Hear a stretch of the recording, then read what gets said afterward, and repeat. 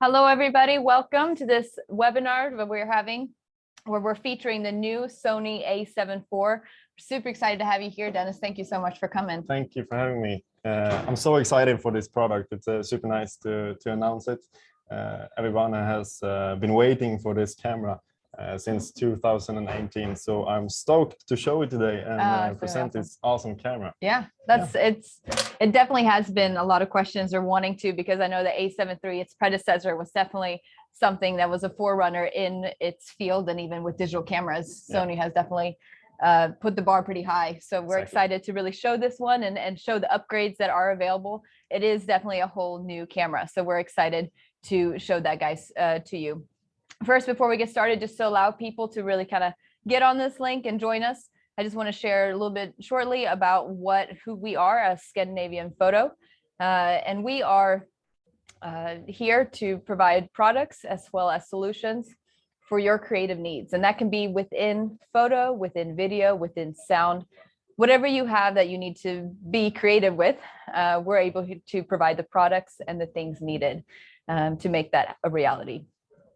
With that, we do have where you can come in contact with us online through our with email, which is info@Scandinavian Photo.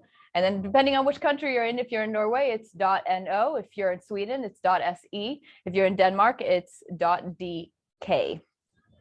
So you are able to come in contact with us there if you have any questions or want to talk to a salesperson. We do also have, you can check out our website, again, with the different endings, but it's www.scandinavianphoto.se.no.dk. So just keep that in mind. And also, if you want to pre-order this, you are more than welcome to call to one of our salespeople, or even come in our stores, like we are right now in the Stockholm store here, where we are going to be having an event later where Dennis is going to show the camera. If you are in the Stockholm area and want to come into the store and really get a hands-on feel for this even more than the information we're giving you today, you're more than welcome to come in today. For the other stores, you are more than welcome to come in as well to pre-order if you have any questions and things like that. So awesome. I think we're ready to get going. Yeah, let's roll the video. Perfect. We're going to show a short video, just an introduction on what this has to offer. And then when we come back, we're going to talk a little bit more about it. We also are open for questions. This event is for you. So we are open to answer any questions that you have about this camera. So it's just to write in the chat and we'll be able to answer those, and even the Q&A works as well. So let's get started with the video and we'll see you guys soon.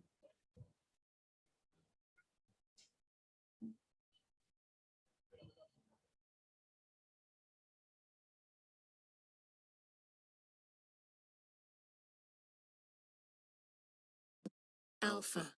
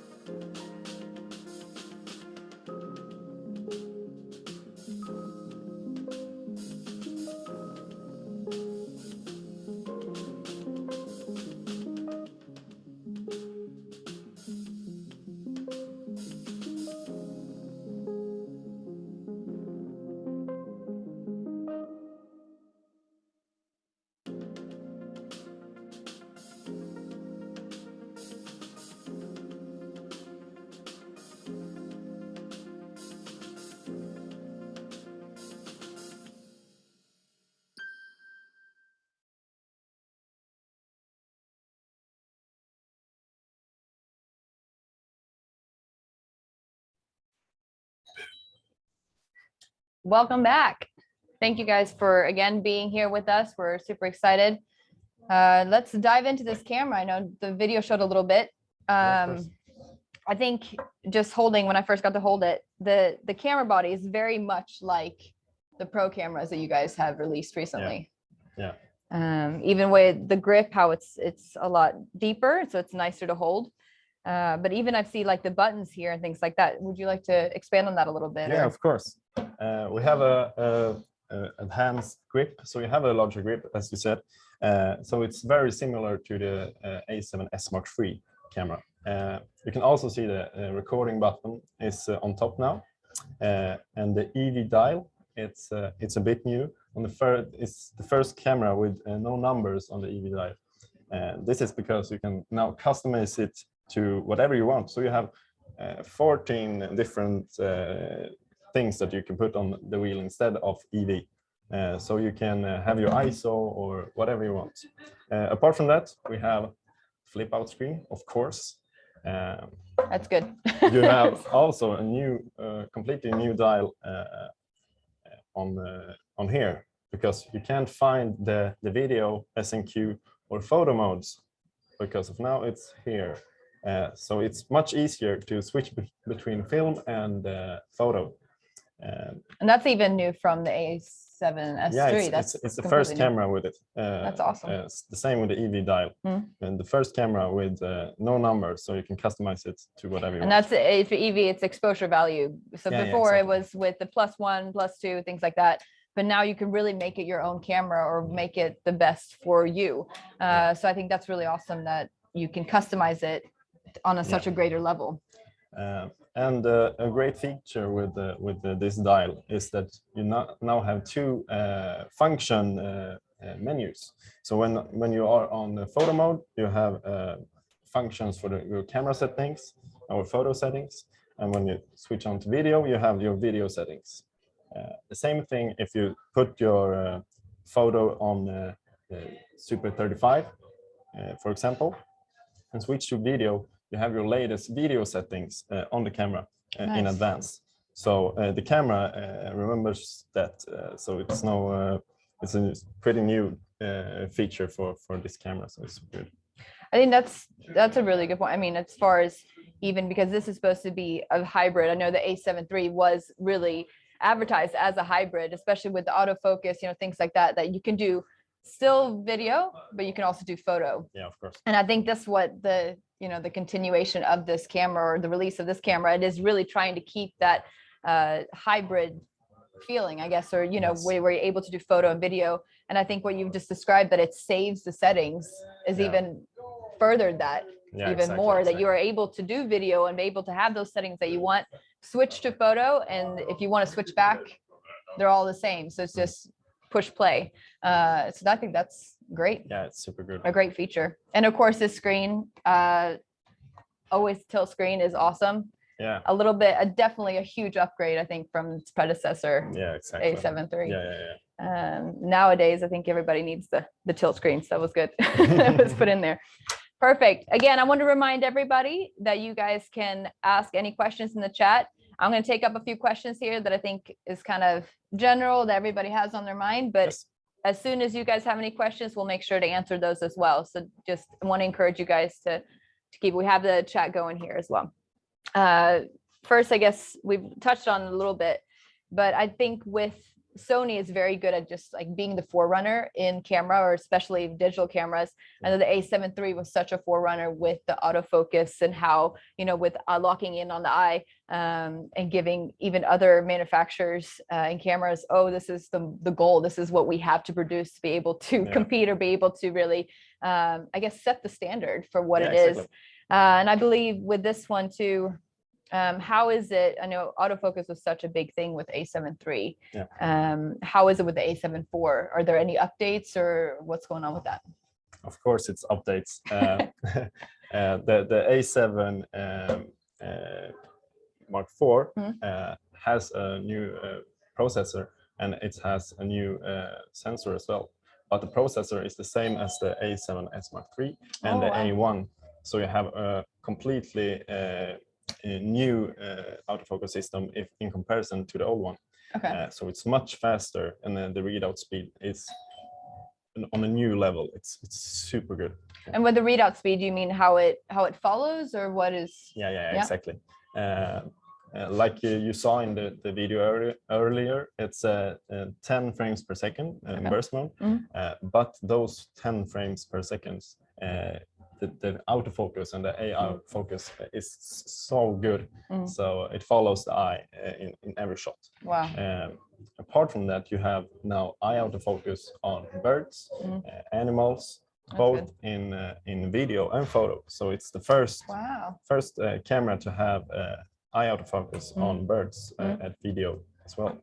I know, because before, like the other competitors, they had this eye focus on birds and stuff like that, but you're saying that this is the first time you can do it in video as well. Yeah, exactly. So if you wanted to film and do that, so again, it's putting in fact of it's a hybrid. It's truly a hybrid that's able to work. The functions are able to work in photo as well as in video. That's awesome. Yeah, and it's not as fast as the A1 or the A7S, because this is for the regular user that wants to do both, as you say. But you get so much out of it, of the specs. Other brands can throw out specifications, but they haven't put in that much time in those specs. And I think that's pretty common to Sony. If we put something on the paper, we deliver a very high standard. And that's what we've seen even in the previous releases and stuff. So I'm excited with the specs on this one, and how, like you said, it's to the people that want to use. Maybe you're not ready to be maybe in the pro line, or being able to invest that kind of money. Exactly. But this is a great, but I think also, I mean, this could be also for the pro user in a way as well. Yeah, exactly.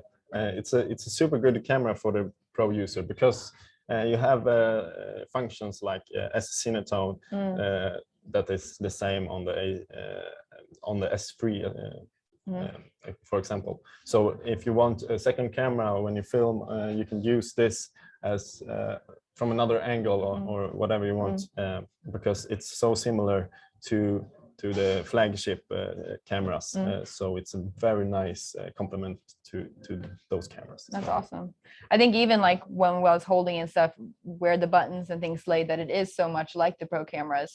So I think if you already are invested and have the A7 III or one of those other flagship models, the pro models, it's not going to be a big jump, because I know that when you have different cameras, you don't want to all the time have to relearn or have to rethink where the buttons are. So I think that's a big advantage to this camera. Of course. So here we have questions. Yes, we do have a lot of questions. I'm glad you asked. Here, let's see here. 1 second, I'm going to read through here. As I'm reading through, maybe you can we can talk a little bit about how, I think you said the cine modes and things like that with the A7 III, how it's very similar. And I know that even with the creative look, how that is the same, or you want to go a little bit more into that? You have, as I said, you have the same creative looks as A7S and A7 I, A7S Mark III. So you have 10 different, like you can call them like filters. So you can for faster workflow, you can pick a creative look or a filter, and right out of the camera you get your style. And as the same thing as on Instagram, you can change your sharpness and your contrast and so on. And you can do the same thing in the camera. So if you edit your images in a certain way, you can customize your creative looks to look similar to that, so you get that straight out of the camera, so no need to edit photos afterwards. I think that's a really good, with if somebody isn't really comfortable with RAW or hasn't, or even if they want to send the photo direct after they've taken them, that they have, or even video, like you said, that you have these settings that can be able to save and then be able to just have it look like you usually have your RAWs look straight out of the camera. I think that's awesome. I have a question here that I'm going to lift forward. It says, Is it some big, I guess, update on touch screen with the compared to the A7 III? It's not just the update, it's a completely different touch screen system. It's hard maybe for you to see on the camera, but now you can scroll in your menus, you can pinch to zoom and so on. So it's like a touch screen on your phone. So it's a super good upgrade from the A7 III where you just could focus with the touch. So this is a real touch screen with a lot of features that you can use it for. So for faster workflow and for a more natural way to use the camera, we have a real touchscreen. I think it's also, even as you're showing here, with the menu system is completely different, or it is similar to the A7S III, the Pro series. Yeah, exactly. It's the same. It's our new system, so the same as the A7S Mark III with the new menus. So you have color coordination, so you can easily see the different menus. And also you can see much more information in such more structure to it. And when you're on the photo settings and go to the menu, you see all the photo settings in your menu, and when you put on video, you see all your video settings. Perfect. So depending on which mode you're in, then you're going to see what options you have there. That's really good. So you have another question here. We have, let's see here. Pelle asked us here, what is the SNQ mode? Or what does that mean? What does it stand for? SNQ mode is short for slow and quick. Okay. So you choose in advance what frame rate you want to film in. Okay. So you can choose like super slow-mo or a little bit slow-mo, super many picture in a long time for photo aspect. Yeah, exactly. So that's a quick function for slow motion that goes directly from the camera to your computer or where you transfer media. How is it different from the video mode? In the video mode, if you film for in 60 frames per second, for example, or 120 in full HD, and you want to make that slow motion, you need to do it in post and do it afterwards and slow your clip down. Okay. When you use the SNQ mode, you get slow motion direct from the camera to your files. Okay. So it's for a faster workflow. Yeah. Well, great. I think we also had a question of how much it costs and when it's coming. You can pre-order them now. Again, you can come in the store and pre-order them. You can call in to pre-order them, or even send an email if you want it that way.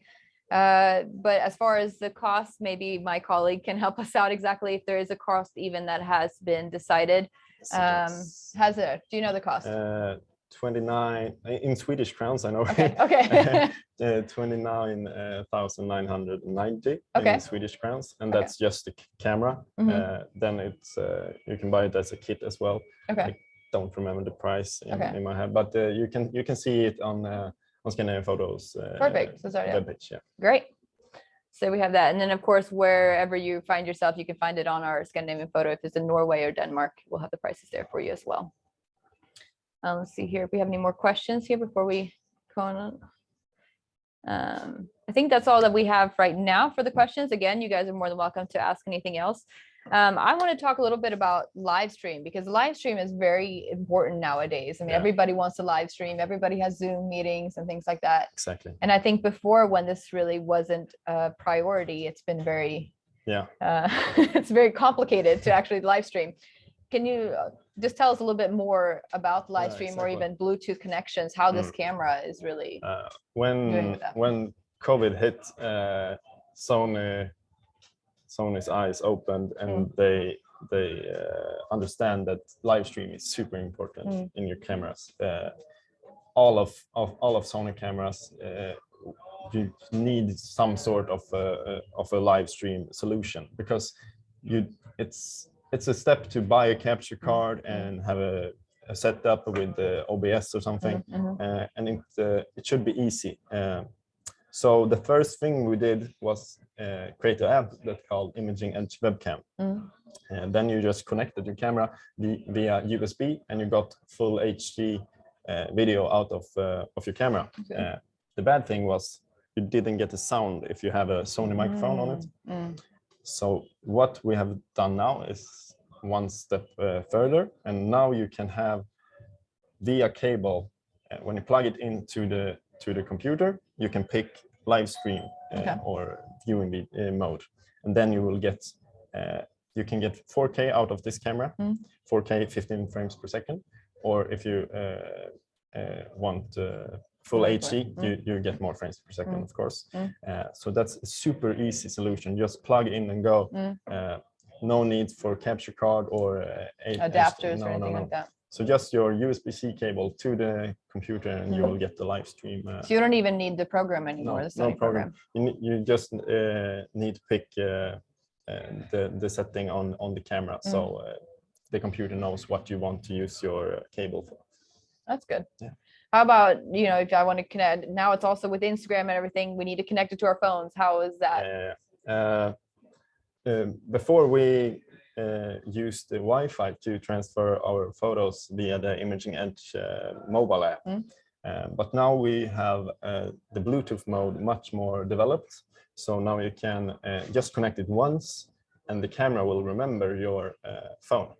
So as I said to you earlier, it's similar when you connect your headphones.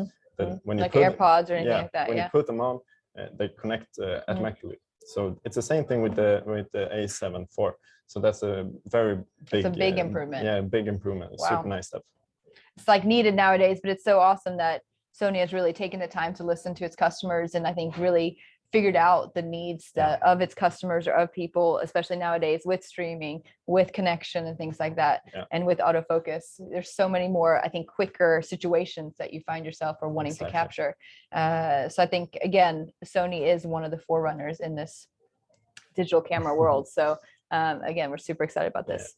Let's see if we can just, I think it's easier to, I mean, we talked about it's a new camera. There's a lot of updates. Can we just kind of sum up what is the updates like from the A7 III, this predecessor, like what really has like, that, I know we talked about camera body, we talked about the screen and the touch, but is there anything else that's really like, wow, they've really stepped it up? I just saw a quick question about the thing we talked on earlier. It works on iPhone as well. You don't need to have a Sony phone to transfer.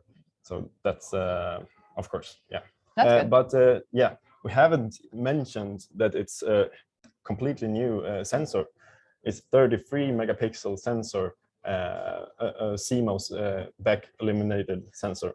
So that's a super nice thing, and I'm very happy that we are stepping towards a new sensor and leaving the 24 megapixel behind. 24 is good enough, but why not step even further? Now you can crop your images and use them much more than you could on your A7 Mark III. You also have the 10 frames per second that you had in your A7 III. It's much more upgraded because the buffer is so much better on this camera. You can take up to 828 images in uncompressed RAW and JPEG. But on the other settings below that, it's unlimited. So for how long that your battery or memory card lasts, you can just press down your camera and take 10 frames per second. So that's super big. Can we just show a little bit? I think we did a little the sound. I think you did it. He did it here in earlier today, and it was just. I mean, like you hold on, it doesn't lag, it doesn't do anything. So let's just take a couple seconds. Now it's on uncompressed JPEG and RAW, so it will take up to 828 pictures. But we won't take that many. We won't take that many now, but just to get I will hold it close to my microphone, and you will just.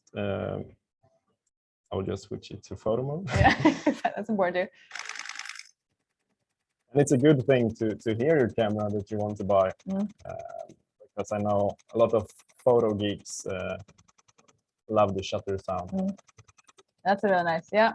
And there's no lagging, and there's no, and it's taking all the pictures. So it's crazy. And on the A7 Mark III, you had the buffer recovery time on 22 seconds. So you had to like wait after you were done. When it started the buffering, you need to wait 22 seconds. On this camera, it's a half second. A half a second. Yeah.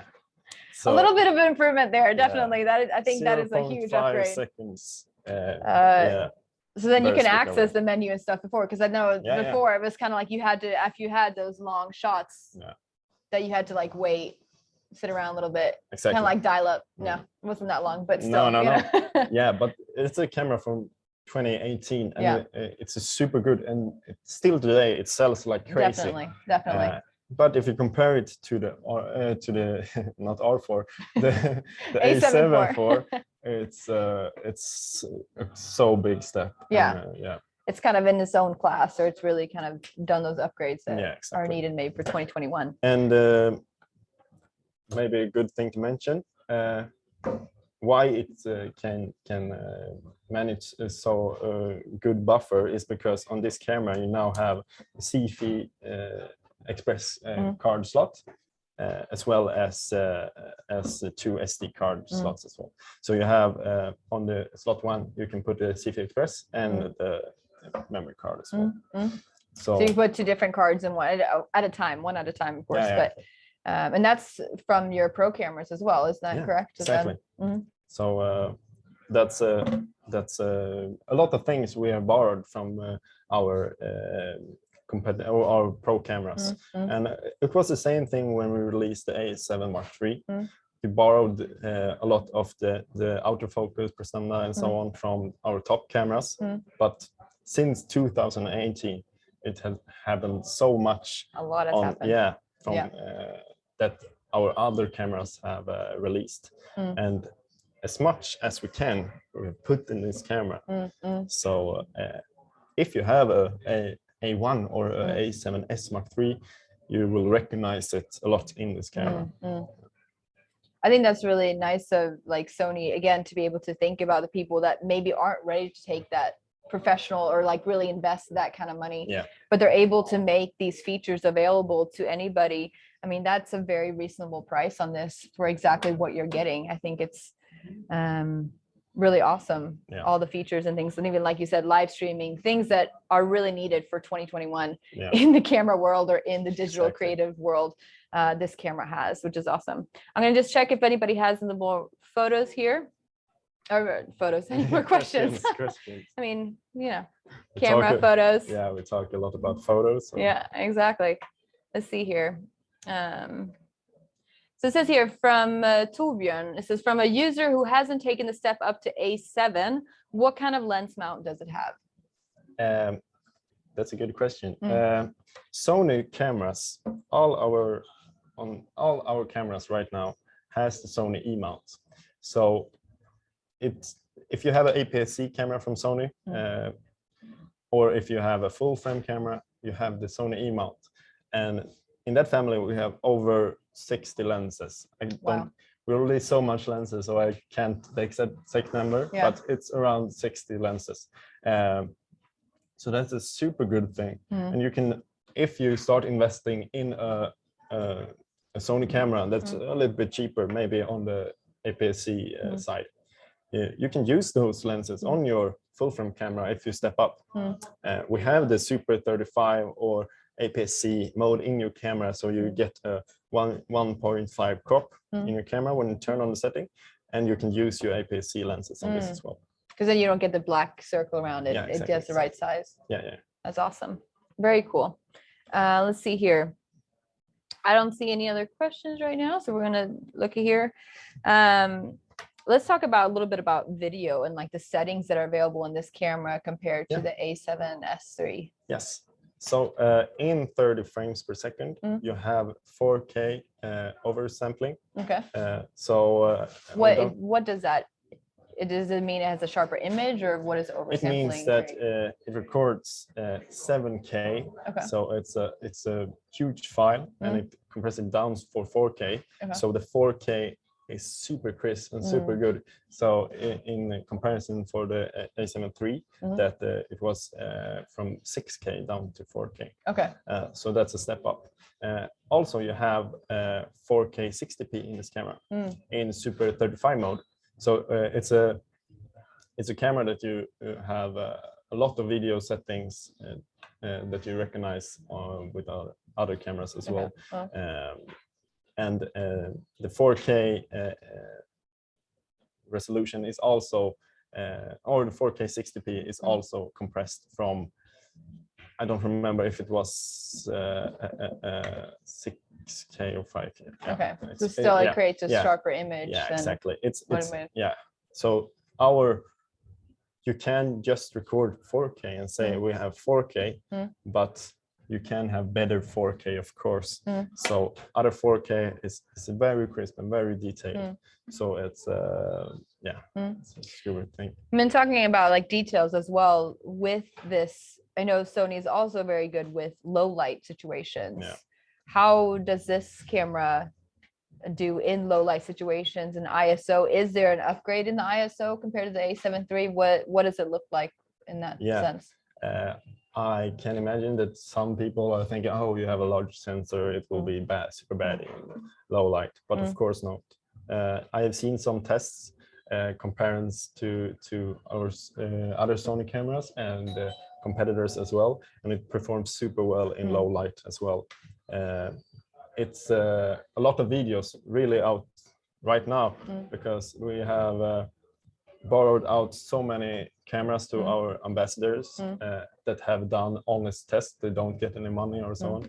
So it's super great video setting or video what do you call it? Like videos to show or commercials. Test videos on the ISO performance. And you have 15 stops in dynamic range as well. So you get a super good image with no blown out sky or so on. That's awesome. So, so really you're able to save all the information that you have, even if it is a lighter sky and darker landscape. That's awesome. I think also with like, how does it do with even exposure value as far as like the autofocusing working when it's dark? How it's better. I don't remember the numbers in my head. -4 possibly. I heard it. I just because I've been looking at videos too. Yeah, nerding out on all the videos that have been released. And it was talking about, somebody said that they've tested in the even like -4 of exposure value. Yeah, exactly. And I think again that goes just to show Sony how they really are the forerunners in dark. Yeah, exactly. And ISO and things like that. That's cool. Awesome. Let's see. We don't have any questions, maybe. I'm going to check here and see if we have any questions. No, we don't have it. So we'll keep going with ours. Keep going. We'll lift over it. Let's go see here. How is with this real-time autofocus and things like that? How is, I mean, is it the whole area that's covered? I know it covered a little bit in the video, but if we want to bring that up again. Yeah, you have 759 out of focus points on the sensor, and it's 94% coverage on the sensor. So it's a super large area on the sensor, almost all of it, that has autofocus points that make your autofocus even more crisp. So as long as, like you say, a bird, as long as you have them in the sense of your viewfinder, then it should be finding its point. Exactly. And the viewfinder as well. It's a big step up from the A7 IV. Is it? Okay. Yeah. Now you have 3.69 million dots resolution on your viewfinder with that is OLED. So it's a super nice viewfinder. Does it make the image crispier, or what is like the? No. The image gets crispier because of the sensors, of course. The viewfinder. I know that many people that use the A7 Mark III today and compare them to our new Pro cameras, think that the A7 Mark III viewfinder is a bit old. And it's from 2018. Right, And right. in the tech world, that's old. Yeah. But if you compare it to the A7 Mark III, it's super crisp and super clear, and you will have a very nice experience when you use it. That's awesome. Yeah. I think, oh, sorry, continue. And apart from that, you have your tilt-out screen as well, that is improved with so much better resolution. I know that in sunlight, the A7 Mark III could look a bit dark or a bit contrasty, and this is much more nice now. And I think you need to test it out to know how good it is. So it's not just a touch screen, it's not just a tilt-out screen. You have 1.02 or 1 million dots on your so a lot more detail, but then also, like you said, if you're out in the sunlight, that it doesn't show that contrast where you're thinking you're exposing one thing and then you go into the dark, and then you see that it's not. So that's a major update. That's awesome. I'm thinking here also, even if we go back again, I know we're bouncing back and forth here, but there's so much to talk about with this one. Even with the autofocus, I know with the A7 III before, it was like when it tried to like find the focus, or if you said like the continuous mode, it would kind of pump back and forth or kind of just change a little bit, and you would see it and not really know when you, or you know, when you're using it, kind of a little distracting of it constantly shifting in your viewfinder. Has there been an update with that in here? Or? Yeah, that's a completely new function on this camera. So what that function does, it's the crops that if you use it for video and you want to show something to the camera, some of the lenses are made for photo mainly, and that's when the camera tries to find the focus fast, it gets a bit of pumping. And I think it's... And then it crops it too, right? Yeah, it kind of changes the whole framing. So what it does, it reads the pumping in advance, so you don't get it at all. And that works only for Sony native lenses.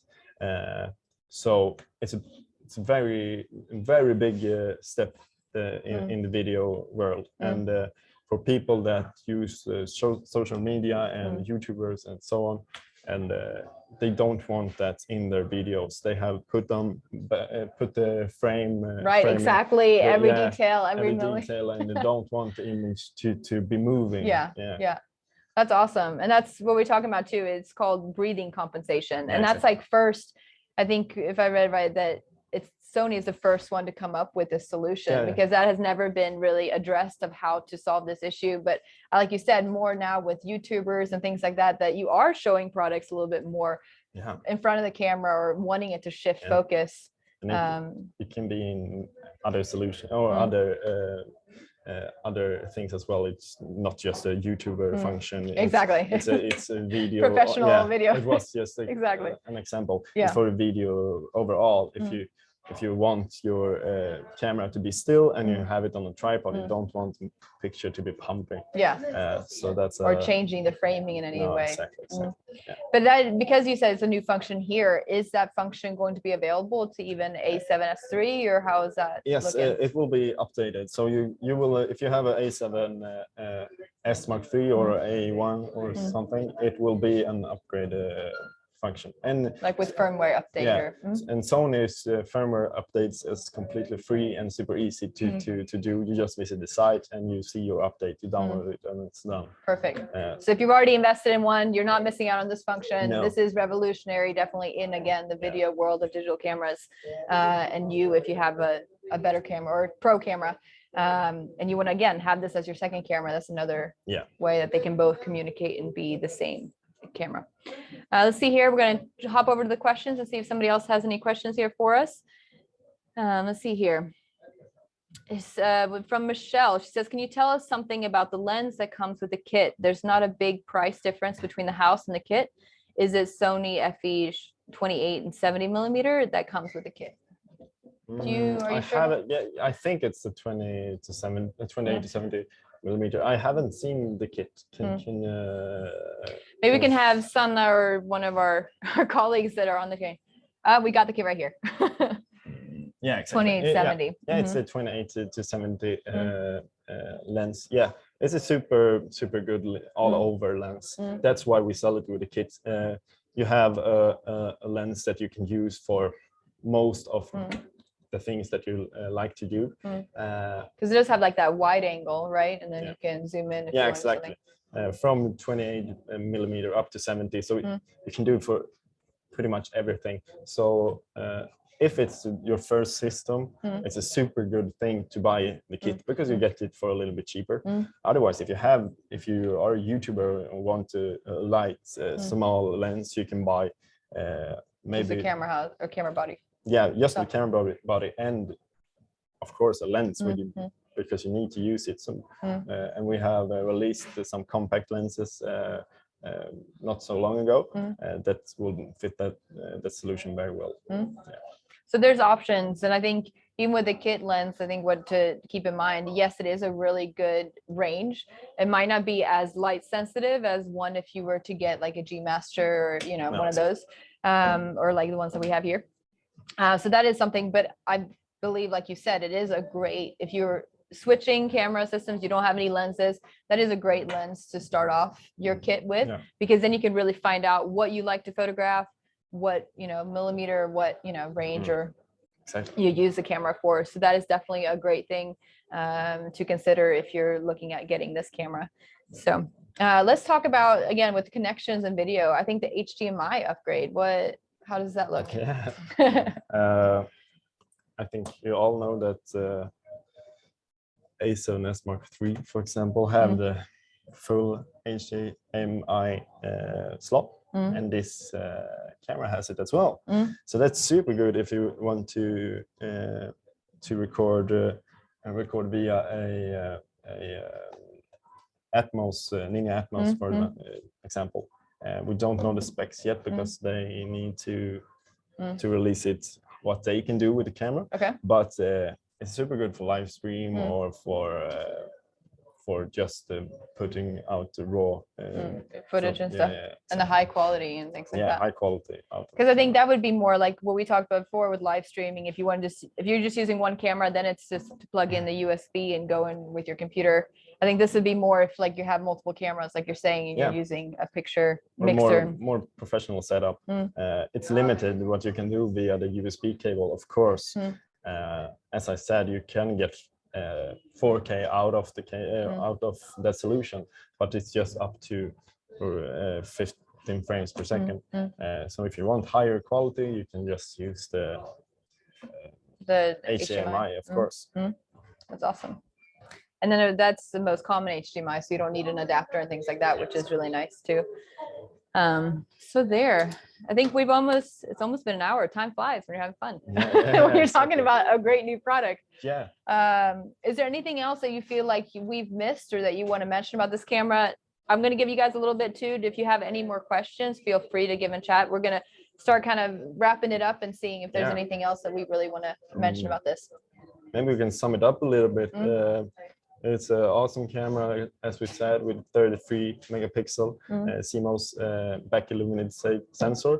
You have 10 frames per second, but this time you have 10 frames per second with super good burst. You have 4K 60 in Super 35 mode.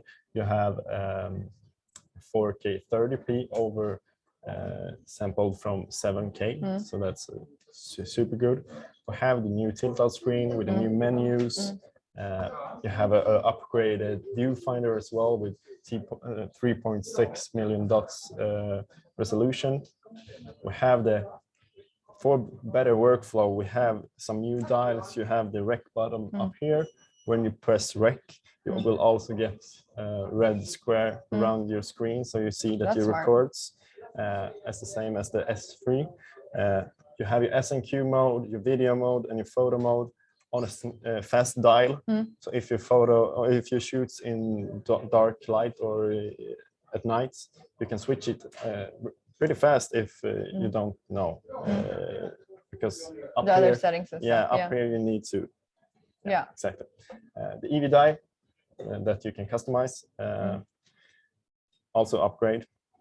Apart from that, larger grip. One thing that I haven't mentioned, in the settings, you can now pick, so when you turn your camera off and then turn your that's a big upgrade. Yes. curtain will close, so you don't get this dust. And I think, of course, you need to be careful. You don't want to poke it or anything. Right. But yeah, it's a good like dust protection. Yeah, because exactly, I've cleaned sensors before, and it is very, before it was very exposed. And so that is definitely a thing. It saves from dust and things and other particles landing on that sensor. So that is a huge upgrade. I'm glad you mentioned that. Let's see here. Now we have I guess we missed a question. Thank you, Sana, for being able to help us here. It says, are there any features that requires CF Express cards, maybe the all intra video codecs? That's a question that I don't have a straight answer for. But like the highest, if you say that the 4K or even like the burst mode, can you do that with the SD card? Or I don't remember what the limit is. What I've heard, this is just what I remember. I haven't heard that it's needed to have a CF Express card, but I think if you want the 828 pictures on burst mode, probably good with the fast probably card. good with the faster card. It's safe for the fast card, because then you know it's going to be able to keep up. Exactly. But I don't have exactly, you need the CF Express card for this. Yeah. I'm sure you can find that probably on Sony's website as well. Know the specifics, because it is so many codecs and things like that you want to keep track of, and what exactly is needed. So that is good there. I think we're summing it up. I think, again, this is a really good, I believe Sony has done a fantastic job of really creating a camera that is a hybrid, a true hybrid. And again, that's what they did in A7 III when it came out in 2018, and really set that standard and set that bar pretty high for all the competitors, and even in the digital camera world. And now we're seeing it again with A7 IV, that it truly is pushing that mark with the hybrid camera of, before you have to really compromise photo or you have to compromise video. You can't have both. But I feel like Sony has really created a camera that is, you have very high, 33 megapixels, like you said, with the new sensor. And then also you get these video formats and a lot of features that you're getting from the A7S III. Yeah, exactly. We have our categories. So we have the R for resolution. We have the S for sensitivity. We have the A7. It's a combination. You have a lot of things in this camera as well. You also have the A7C now. It's a compact version of the A7 Mark III. So if you look at our range, it's super big now, and I'm super happy to announce that we now have an upgrade in the basic the basic family as well, with the A7. So that's super good. That's awesome. I think we can I'm going to mention here as well, this is being recorded, or that has been recorded. So if you guys want to check this out later, you're more than welcome to check it out on our YouTube channel with the Scandinavian Photo. But we also have, again, that Dennis is going to be here in the store. So if you're in the Stockholm area, welcome in. If you want to feel the camera firsthand, test out these things that we've talked about, you're more than welcome to come in and do that firsthand. You also have something for the first people that come in, I think. Hop in the bus, take the car, bicycle, because the 5 first people that come in the store will get this new customized A7 Mark IV t-shirt. I have the hoodie as well, but that's just for me. Don't get the hoodie, you get the t-shirt. You don't get the hoodie. The 5 first people that come up to me when I stand on the table down there will get the t-shirt. So that's just a fun thing. I will also have some candy and some water. Some little refreshments and stuff. So you guys are, again, welcome in if you are in the Stockholm area. If you find yourself in Norway and Denmark or another area of Sweden, you need to take a flight here. You take a flight here fast so you can get those t-shirts. No, all joking aside, you can make sure to contact us on via telephone or even on mail. or even calling again, telephone calling in is the same thing, Yeah. or even seeing us here in the store or in any other stores that we have around Sweden, in Norway, and in Denmark. And my Alpha Force colleagues, the other product specialists in Denmark and Norway, will show the camera in store and scanning Perfect. photo as well in future. So keep your eyes open for that it's too. not just a Stockholm thing. Yeah. They will do it as well as soon as possible. Perfect. Yeah. And I know this is a very hot item right now. It's just, I mean, it was announced yesterday, so it is brand new off the press. So if you want to set yourself in line for getting one of these, I don't think you're going to be regretting it. It is truly a great upgrade from the A7 III, but also it definitely holds its place even with the A7S III that has the features and it has the things. So again, I don't think you're going to be disappointed. It's an awesome camera. We're so grateful for Sony to be working with us and being able to bring this to you guys. Thank you so much for coming, Dennis. This has been awesome. A pleasure. Awesome.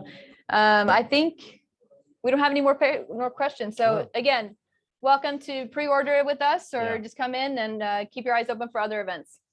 Have a wonderful day, guys. Thank you so much. See you. Bye. Bye.